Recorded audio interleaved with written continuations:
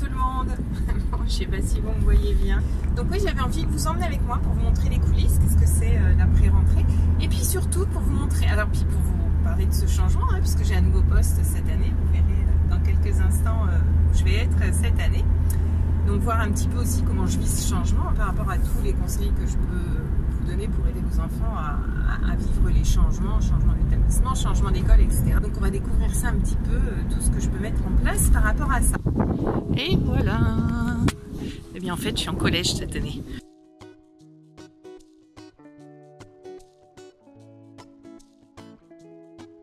Alors, qu'est-ce que je fais donc dans cette classe de collège, moi enseignante de primaire? En fait, vous le savez sûrement, sans doute, si vous me suivez depuis un moment, je suis enseignante spécialisée pour les élèves en difficulté.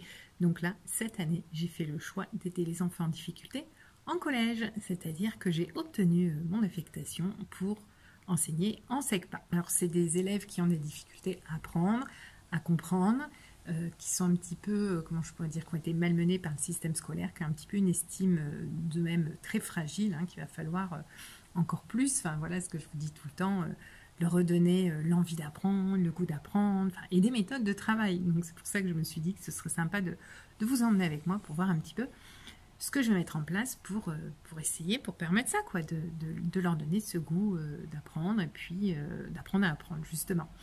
Alors là, c'est mon premier jour. Voilà, on a passé la matinée en réunion. Là, j'ai une petite demi-heure devant moi avant les autres réunions de cet après-midi où je découvre ma salle. Donc, c'est un petit peu... comment je pourrais dire? Je suis un petit peu perdue, là. Hein. Voilà, j'avais enseigné en SECPA comme ça en collège il y a très longtemps. Mais on n'est, du coup, pas sur un fonctionnement collège par matière, etc. Mais pas non plus sur un fonctionnement primaire. C'est-à-dire que je vais avoir des élèves de plusieurs classes, certains que je vais avoir en maths, d'autres en histoire géo. Enfin, donc dans ces conditions-là, qu'est-ce que je vais pouvoir faire pour rendre la classe accueillante, fonctionnelle, qui permet un petit peu ce que je vous recommande, hein, je pense que, dites-moi si ça vous intéresse que je vous fasse une vidéo là-dessus, mais comment rendre l'environnement de travail fonctionnel, accueillant, à la maison, du coup, pour vous, pour les devoirs. Hein. D'ailleurs, ça a été la thématique d'une séance de coaching avec Ryan. Hein. On a vu un petit peu comment réorganiser sa chambre pour qu'elle soit fonctionnelle, qu'elle corresponde à ses besoins, mais qu'elle permette aussi de dépasser ses difficultés. Mais dites-moi si ça vous intéresse, de voir un petit peu comment j'ai procédé, qu'est-ce qu'on a pris en compte, qu'est-ce qu'on a mis en place. Là, du coup, aujourd'hui, voilà, c'est moi. Qu'est-ce que je vais pouvoir faire avec cet espace un peu nu, neutre? Ça se trouve, il faut même que je partage cette salle avec d'autres collègues. Donc voilà, c'est un petit peu, comment on dit, l'angoisse de la page blanche. Là, je pense que tant que j'aurais pas vu les élèves, je vais avoir du mal à me projeter, à voir ce que je peux mettre en place. On va réfléchir à ça ensemble. Je vous fais découvrir la classe, puis on voit après ce que ça donne. Alors quand on rentre, voilà, il y a mon bureau, les tables, une rangée de tables, avec des petites bannettes. Alors ça, c'est très pratique aussi à avoir à la maison. Je vous en reparlerai un petit peu de l'organisation, par exemple, pour mettre les feuilles à la maison. Voilà, une carte, une frise, des ordis. Voilà, un petit peu de livres, de matériel. Là, c'est là que j'étais installée pour vous faire une petite présentation. Et voilà, un tableau blanc, un vidéoprojecteur, un ordinateur. Donc ça, c'est top. Ça va permettre d'utiliser le numérique. Bon, vous l'avez remarqué, j'ai changé de tenue. En fait, là, on est le lendemain de la pré-rentrée. Donc hier, je vous ai pas repris parce que déjà, on a passé la journée en réunion. Et puis après, quand j'ai voulu vous faire un petit coucou, un petit peu le point de la journée, je n'avais plus de batterie et pas de chargeur. Voilà. Donc là, c'est rigolo parce qu'on est jeudi 2 septembre, jour de rentrée. Et pour la première fois, je ne suis pas face à des élèves. Enfin, ou en tout cas, depuis très longtemps. Je me souviens plus au début de ma carrière. Et oui, puisque comme je vous l'ai dit, je suis en collège, et en collège le jeudi c'est la rentrée des 6e avec leur professeur principal, et moi je suis professeur principal des 4e. Donc c'est moi qui les accueillerai demain. Voilà, donc ça me laisse encore une petite journée pour tout préparer, tout installer, vous expliquer un petit peu ce que je vous ai dit, vous montrer les coulisses, l'envers du décor comme on dit, et puis vous partager un petit peu mes astuces, enfin mes réflexions, mes interrogations. Et du coup, en fait, pendant l'été, j'avais pas trop préparé parce que comme je sais pas à qui j'ai affaire, il y avait plein d'infos que j'avais pas. Donc là, je risque d'avoir pas mal de boulot et d'être moins dispo pour vous pendant quelques temps. Mais bon, voilà, c'était important pour moi de vous faire cette petite vidéo. Donc aujourd'hui, qu'est-ce que j'ai fait? Donc ce matin, j'ai préparé la trame de ma page de fonctionnement. On va mettre au début des cahiers pour chaque matière. Je vous la montrerai, ça me semble important. Ça, c'est des choses que vous pouvez faire chez vous aussi avec vos enfants. Alors, ce que je vous recommande avec vos enfants, c'est l'élaborer, la faire ensemble sur qu'est-ce que ça veut dire pour vous travailler correctement, étudier correctement, faire les devoirs correctement. Hein, comme on dit, ça va mieux en le disant. Et à mon avis, ça évitera pas mal de conflits parce que pour vous, c'était évident et pour lui, c'était pas évident parce que par exemple, lui, il va prendre sa leçon, la fermer et dire bah si, j'ai imprimé la leçon. Il me dit mais tu te fiches de moi, c'est pas ça à prendre la leçon. Donc faites une petite fiche comme ça, une petite trame. Dites-moi d'ailleurs, si ça vous intéresse, oups, il ne faut pas que je bouge la table, je pourrais vous faire une petite vidéo sur un exemple de fiche comme ça à faire à la maison, de règles de fonctionnement, on peut dire, ou de se mettre au point, de mise au point au niveau des attendus de chacun, du parent et de l'enfant ou du jeune. Je vous tiens au courant au fur et à mesure que j'avance. À tout de suite. Coucou. Bon, j'attends mon drive. C'est le moment de vous faire un petit coucou. Alors, je ne vous ai pas repris aujourd'hui, cet après-midi. Je suis claquée, ça sent peut-être dans ma voix. Parce qu'en fait, j'ai passé l'après-midi à essayer de me connecter à ma session du collège, à essayer de me connecter à l'UNT, à Pronote, à faire des photocopies, à me connecter à la photocopieuse. Enfin voilà, il fallait activer tous les codes, etc. Donc mon objectif de l'après-midi, c'était de réussir à faire mes photocopies, faire mes premières photocopies pour les premiers jours. Et c'est ce que j'ai fini par réussir à faire. Voilà, il était 18 h, je pense, voilà. Enfin oui, 5h30, puis le temps de manger, tout ça. Enfin, de partir, il était 18 h. Voilà, donc je ne sais pas s'il y a grand-chose d'intéressant, s'il y a d'autres choses que vous voulez savoir par rapport à cette deuxième journée qui est ma vraie journée d'installation dans une des salles, enfin dans ma salle. Ce qui est bizarre, c'est qu'au collège, on n'a pas sa classe. Hein. On occupe prioritairement une salle, mais c'est pas pour autant ma salle. Voilà. Et puis, du coup, demain, j'accueille les élèves, donc professeur principal des 4e, donc j'accueille les 4e. Voilà, sinon, qu'est-ce que... Ah, il y a de la place, donc j'y vais. Hop. Ça y est, j'ai récupéré mon drive. Alors, après toutes ces galères pour réussir à imprimer mes documents, qu'est-ce que j'ai réussi à imprimer au final? Alors déjà, je vous en ai parlé, ces feuilles de fonctionnement que je vais faire coller au début des cahiers. Ça, je vous ai dit, hein, c'est vraiment quelque chose de très très important que vous avez intérêt à mettre au point. Alors, voilà, moi je ne le discute pas, je l'impose avec les élèves, mais vous pouvez le discuter, le négocier avec vos parents, avec vos enfants, pardon, pour être d'accord sur le fonctionnement des devoirs. Et voilà. Bon, honnêtement, je ne suis pas complètement satisfaite. Parce qu'il y a encore voilà, des fils qui traînent, mais moins que tout à l'heure. Et ceux-là, en fait, ils sont très longs. Mais c'est surtout ce câble-là qui vient comme ça.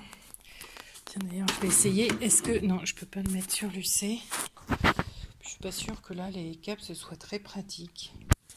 Enfin bon, ça ira pour demain. Et puis, on verra si je fais un autre changement. Enfin, voilà, faut pas être perfectionniste. Hein. On va y aller petit à petit. Puis, on va s'adapter aux besoins. Bon, ben voilà pour ce soir. Je vous montre la classe et on y va.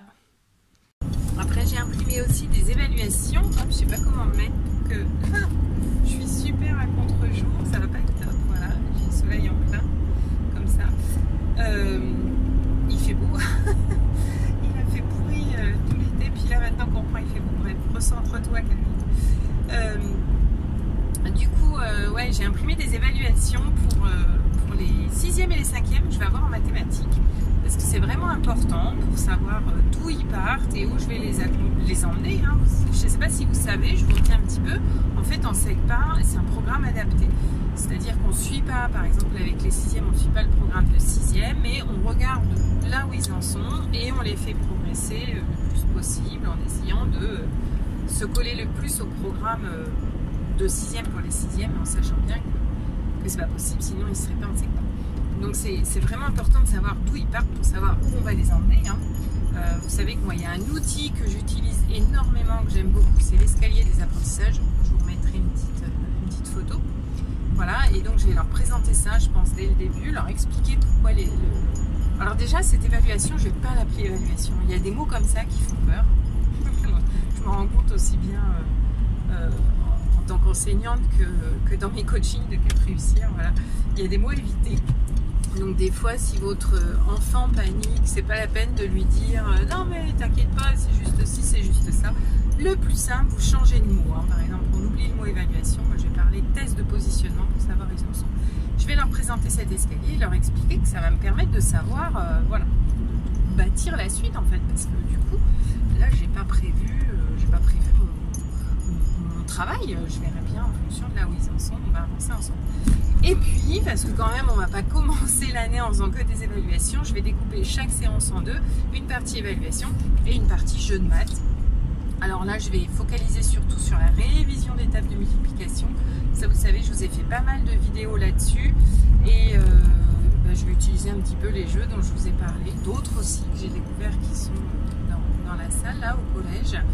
Et alors pourquoi? Alors on va se dire pourquoi s'acharner sur les multiplications? Est-ce que c'est vraiment important de les apprendre en sachant, voilà, c'est bon, il me laisse passer, en sachant par exemple que pour les élèves 10, on dit que c'est pas possible d'apprendre les multiplications.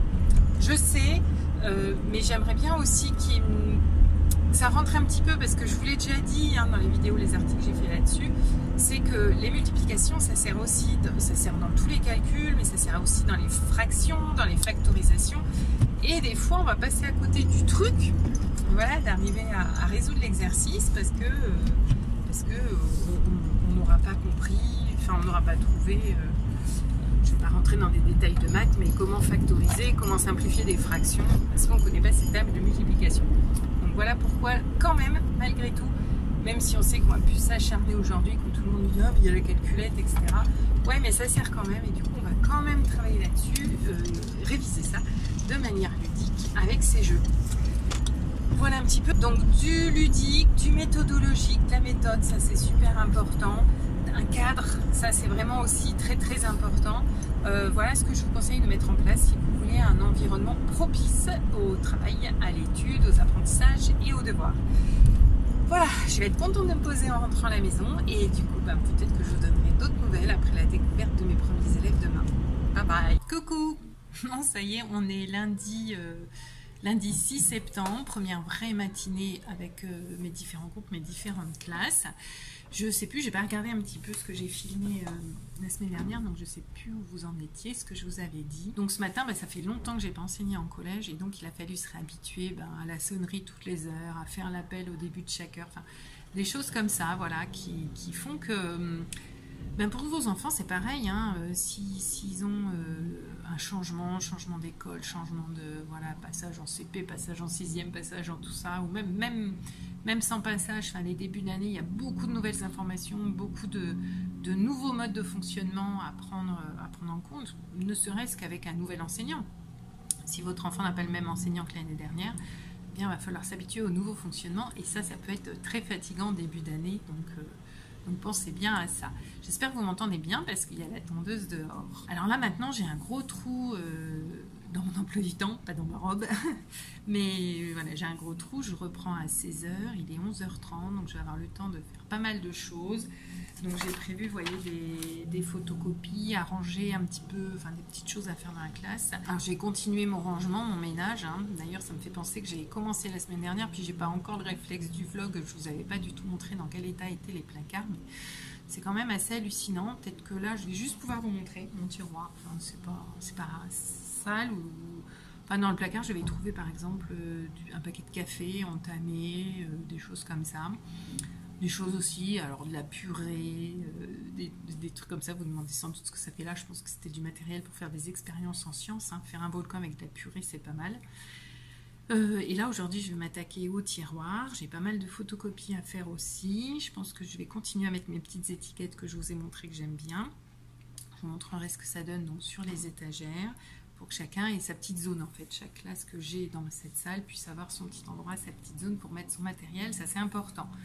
Donc moi c'est organisé par classe, forcément. Vous, ce que je vous recommande pour vos enfants à la maison, c'est d'organiser par matière, hein, notamment avec un code couleur, enfin à partir du collège surtout. J'ai déjà fait des vidéos là-dessus, je vous mettrai dans la barre de description si ça vous intéresse. Bon, vous avez compris que je suis fan de ces étiquettes et une des raisons pour lesquelles j'aime bien aussi, vous voyez, je me suis bourrée d'étagères.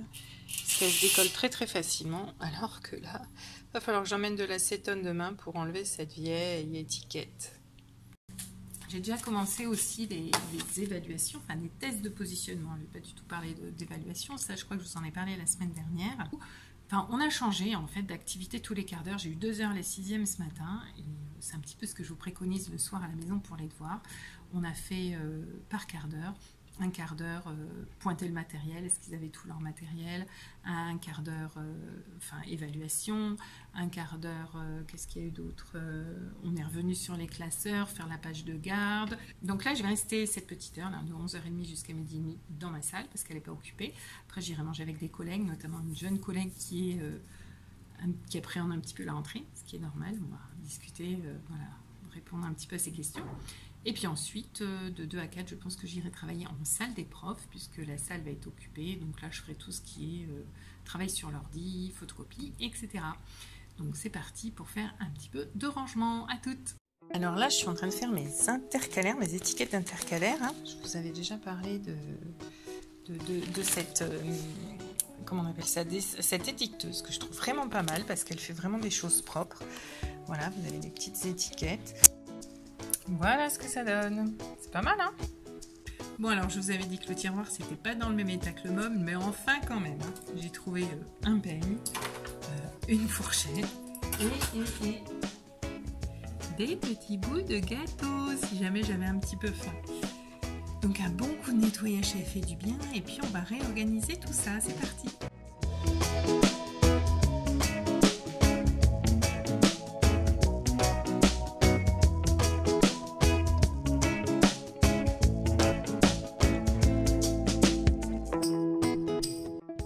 Bon, voilà ce que ça donne une fois fini. Alors, je ne sais pas si ça fait ranger comme ça. Il faudrait que je ramène un range-couvert ou des petits casiers pour ranger un peu mieux.